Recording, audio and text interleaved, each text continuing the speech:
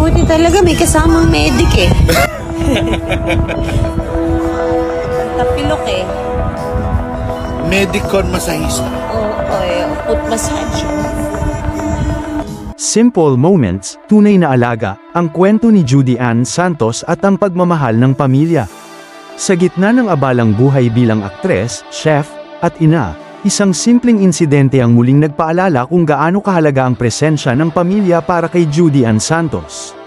Sa kanyang Instagram post, ibinahagi ni Juday ang nangyaring aksidente kung saan siya ay natapilok, isang pangyayaring pwedeng mangyari sa kahit sino, pero sa sandaling yun, dama niya ang kirot at abala nito sa kanyang araw.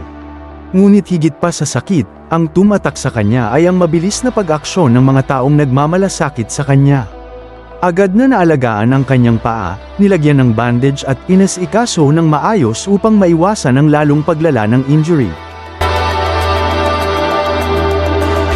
Buti talaga may kasamang medic eh. Tapilok eh. Medicon masahista. Oo, foot massage.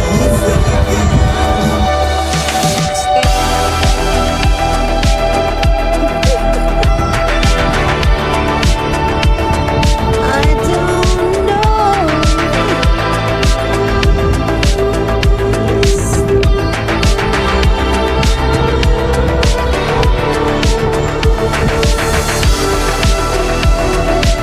At sa gitna ng sitwasyon, isang espesyal na tao ang personal na nagbigay ng alaga, ang kanyang kuya na si Jeffrey Santos.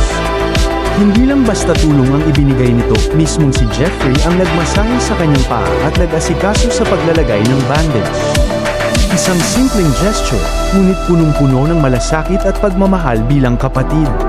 Para kay Juday, ang ganitong mga sandali, kahit pa nagsimula sa aksidente, ay nagiging paalala kung gaano siya kaswerte sa pamilya na laging handang umalalay sa oras ng pangangailangan. Sa dulo ng kanyang post, dama ang kanyang pasasalamat, hindi lang sa mabilis na pag-aalaga, kundi sa presensya ng mga taong tunay na nagmamahal sa kanya. Isang simpleng tapilo, ngunit nauwi sa isang kwento ng pag-aaruga, pagmamahalan, at pagiging totoo sa isa't isa, mga bagay na hindi matutumbasan ng anumang tagumpay sa harap ng kamera.